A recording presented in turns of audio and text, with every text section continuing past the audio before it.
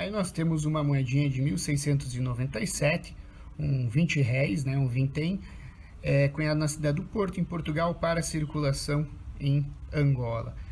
Por decreto aí, para tentar ajudar aí, falta de moedas em circulação aqui no Brasil, né, por decreto, Dom Pedro II de Portugal manda essas pecinhas circularem aqui também, né, os conhecidos PPPs, né? Então, pecinha sempre um pouquinho mais difícil de achar, e que, mesmo não sendo cunhadas especificamente aqui para o Brasil, né, acabam fazendo parte da nossa história numismática, uma vez que aqui circularam por decreto real.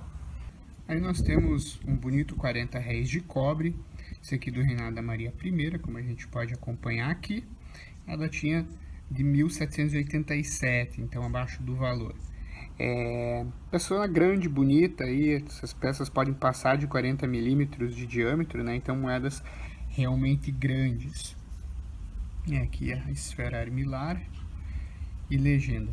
Todas elas aí de bordo liso, né? Mas a regra, né, das moedas coloniais aí vai ser, em sua maioria, bordo liso, né? Poucas vão ter serrilha. E daí, seguindo a legenda aqui, a gente vê Maria I, né? DG, Dei Graça, né? Pela graça, por P de Portugal, e Brasil, né? Brasiliae, no caso, a legenda aí, Regina. Então, rainha aí de Portugal e do Brasil. Então, persona grande, bonita da coleção. Temos aí um vintenzinho, né? Com cunho bem deslocado. Infelizmente, esse cunho está tão deslocado que a data não é possível ver aqui embaixo. Sendo Dom Pedro I, e provavelmente Rio de Janeiro, pelo formato das letras, né? E os numerais, enfim. Então, cunhado entre 1823 e 1830. Seja como for, difícil avaliar se é uma peça verdadeira ou falsa do período, né? Porque ela tem algumas características boas quanto às suas letras, formato do brasão, etc. Entretanto, ela tem um disco muito fino e uma cunhagem muito mal feita, né? Bem deslocada. Não que isso não seja possível nas pecinhas verdadeiras, mas um pouco mais incomum. Então, pecinha que ainda está em estudo aí, mas que já faz parte do acervo. Aí nós temos um bonito 80 réis, esse aqui de 1824, cunhado no Rio de Janeiro, como a gente pode ver aqui. Então é Dom Pedro I, o primeiro reinado. A pecinha tá bonita, né? A gente vê que falta um pouco a parte da legenda aqui em função do tamanho do disco, né? Mas ela, de uma forma geral, tem excelente estado de conservação. O que vai também chamar atenção nela aí é ter esse grande talho da lei. Então aí, uma batida feita aí pelo governo para retirá-la de circulação.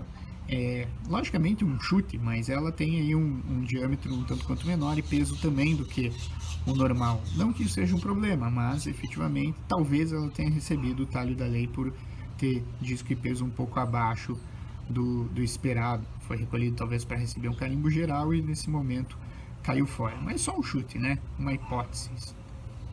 Aí nós temos uma bonita pecinha de cobre, um 40 réis, esse aqui datado de 1832, G de Goiás. Então é já do reinado do Dom Pedro II, né, pecinha regional, então 40 de menor peso do que os do Rio e da Bahia, por isso recebe aí o carimbo de 10 em vez de receber o de 20. O que vai chamar atenção na pecinha aqui, acompanhando a legenda, que está um pouco apagada aqui, né, o Dom Pedro II, o 2 ali, em vez de ser 2 tracinhos, em romano é em arábico, né, o 2 cursivo, né. Então, uma variante catalogada, interessante, que sempre tem que ficar de olho. É um pouquinho apagada, mas dá para ver aí que se trata dessa pecinha. Sempre mais difícil de achar as pecinhas de Goiás e do Dom Pedro II, mais difícil ainda. Então, a gente acaba segurando, né? Acredito eu avalio como uma pecinha boa, de bom estado de conservação, uma vez que dá para classificar bem.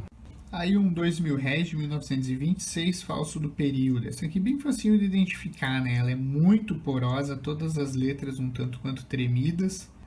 A gente tem uma serrilha bem estranha e irregular. É uma pecinha aí bem de fácil identificação, né? Bem porosa.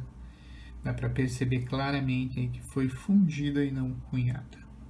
Temos aí a sériezinha das moedas do Estado Novo, então cunhadas em 1934, 1940 e 1942.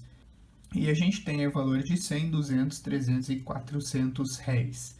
Essa é uma que todo mundo acha na gaveta do Voidavó, sempre tem uma ou outra dessa aqui, é uma série abundante de moedas, então tem bastante quantidade delas, entretanto, o difícil é achar o Getúlio, com cabelo e orelha. Normalmente essa parte sendo mais alta do relevo, ela acaba gastando antes. Então, existe toda a diferença entre o valor pago nessas moedas se muito circuladas, né? Então, moedas dessas bem circuladas muitas vezes são negociadas aí pelo quilo, né?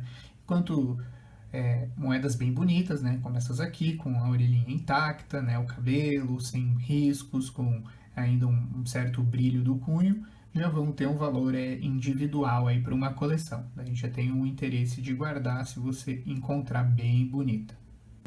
Muitas vezes se atribui um grande valor à moeda de R$1 de 2014 pela sua baixa cunhagem. Tem quase 12 milhões de peças cunhadas, né, e muita gente fala que ela é rara ou escassa. Logicamente ela tem menos em relação às demais datas, né, então talvez seja mais difícil, logicamente, você encontrar ela no seu troco. Mas isso não quer dizer que ela é rara ou escassa, né? Então é fácil de achar para vender, não são poucas peças cunhadas, são muitas, né? As moedas modernas, de uma forma geral, todas elas têm grande quantidade, né? Tem aí os anos que tem um pouco menos, mas tem para todos os colecionadores com certeza, né? Então vale a pena às vezes você guardar para conseguir uma troca com algum amigo aí para fechar a coleção, porque é mais difícil, mas não é rara e não é escassa. Aí nós temos uma ficha de transporte de Porto Alegre, isso aqui que circulou durante aí os anos de 1920 e 1930 na capital gaúcha. O que vai chamar atenção é o centro aí, a contramarca integralista, então foi carimbado o sigma integralista nessa ficha de transporte. Aqui do outro lado a gente tem, né, o valor, uma passagem de bonde, e ao centro novamente o sigma aplicado, então aplicado no verso e reverso da peça. Não é a primeira vez que eu vejo, tem outras peças, né, desse tipo na coleção, inclusive com carimbos diferentes, né, tipos diferentes de carimbo integralista de um lado e de outro, né, outros tipos de variante. Então é uma pecinha interessante, né, curiosa, que a gente vê aí que esses carimbos integralistas não figuram somente em moedas, mas também em fichas particulares. Então pecinha nova na coleção.